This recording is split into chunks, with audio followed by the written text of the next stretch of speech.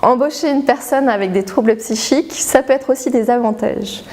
D'une part parce que les personnes qui ont des troubles psychiques sont en moyenne plus formées que la population générale. Donc il y a déjà un potentiel à ce niveau-là.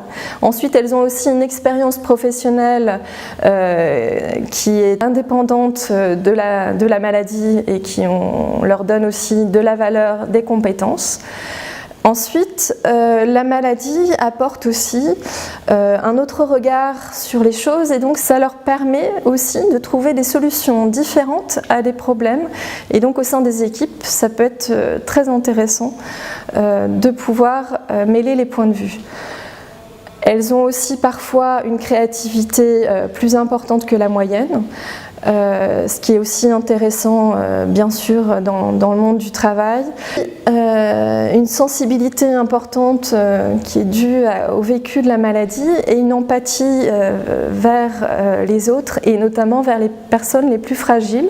Elles peuvent donc être aussi un soutien pour ces personnes-là. Alors ce sont des personnes aussi qui par leur vulnérabilité sont aussi des marqueurs du bien-être en entreprise. Et si elles commencent à ne plus aller, c'est alors qu'il y a un dysfonctionnement au sein de l'entreprise qui met en péril le bien-être des employés et de tous les salariés de l'entreprise, pas uniquement les plus fragiles.